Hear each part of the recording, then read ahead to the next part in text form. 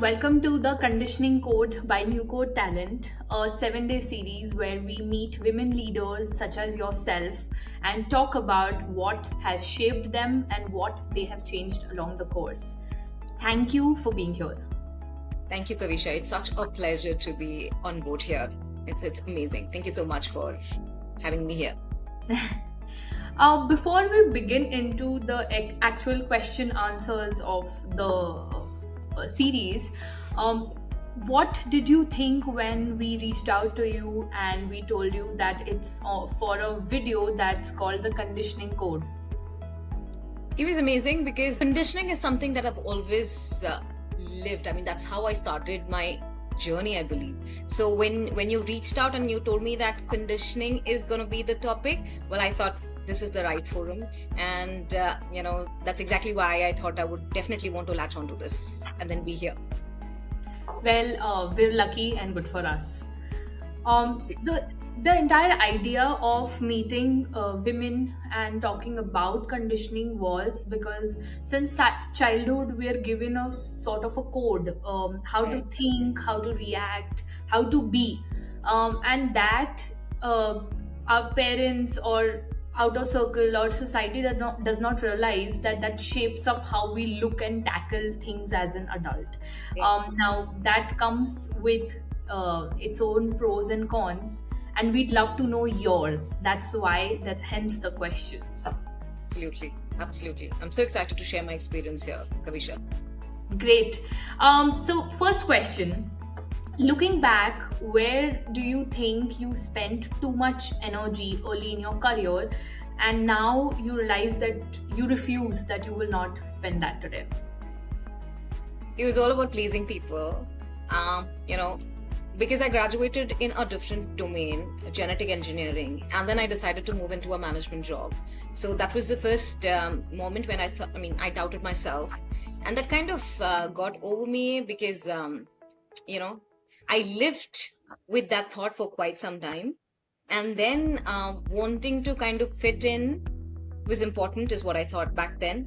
And that's exactly when I realized that I'll have to please everybody.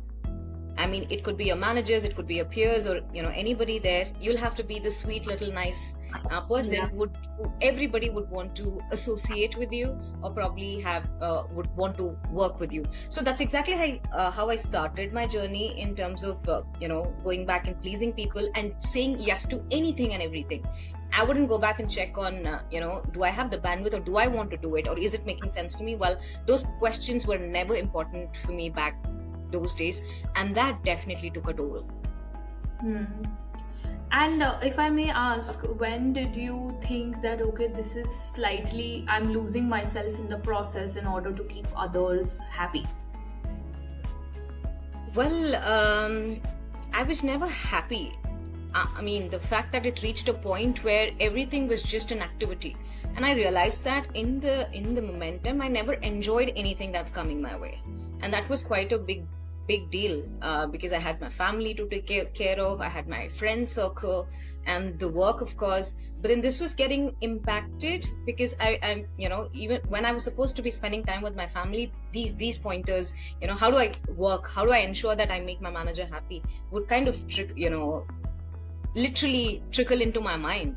So I would never probably be happy or be content any time in my life, to an extent where one day I sat down and I absolutely broke down. I still remember that day where I thought, it's enough, I can't take this anymore. So yeah, that was my starting point, and that's exactly when I started reflecting, and I thought there's something that I definitely need to do so that I can probably go back and relook at how the needle has to move.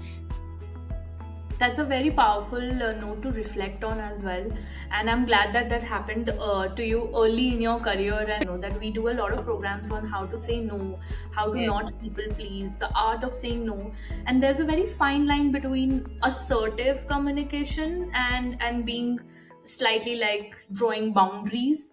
So that is something that I've also struggled with for a very long time. And back those days, trust me, we didn't really have a program which would help us, even get into the mode of art of saying no. And we thought part of life. There's no way that you would want to go back and say a no and then be termed, non-collaborative. These are certain things that will still run in your mind. Yeah. Our mothers also are the generation. It's a very interesting point because my mother, the first time I complained to her that I'm getting a lot of work, and she said you should be happy about it, you should be grateful about it. I didn't realize that our mothers are not built to say no, because they think that saying no disrupts the equilibrium, and Correct. that's how conflict arises. So Exactly. that's a big shift when I can notice her patterns as much as I can notice mine. And like you said, that generation does not have had access to anything. Absolutely. But the current generation, they're blessed. Anything Yeah. and everything is already tailor-made and then just, served on a platter, you see. True. Next question.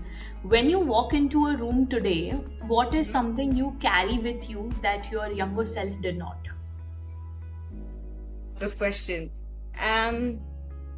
Back those days, well, I think I lacked confidence because I had the self-doubt all over me.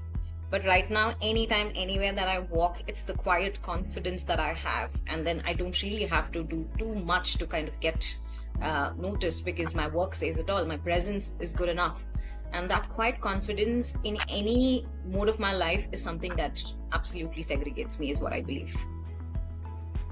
And what is that, like, small ritual, maybe like something that you tell yourself, that dialogue before you step into something very important, and you need that pinch of confidence for yourself? It started when I read this book. I have this book, The 5-Second Rule by Mel Robbins. There was this time a couple of years ago when I messed up, an important initiative where I had to kind of speak in front of a larger audience of like 500, 600 folks. And then I was miserable at it.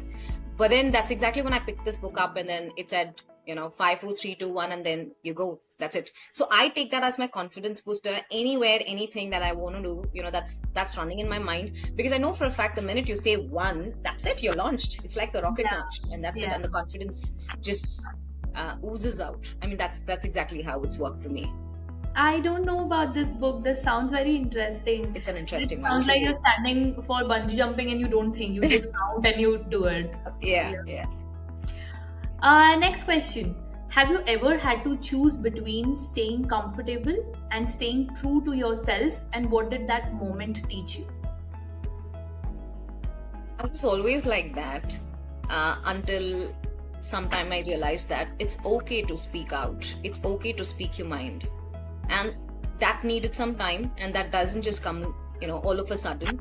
It's a journey in itself. If you have to kind of reach a stage, that stage, it's important for you to know what you want to do, know your purpose, understand your why, and then I think it's going to be easy for you to go back and articulate. So you don't have to be uncomfortable of what you're doing, because you exactly know what you want to do and the purpose is absolutely aligned. So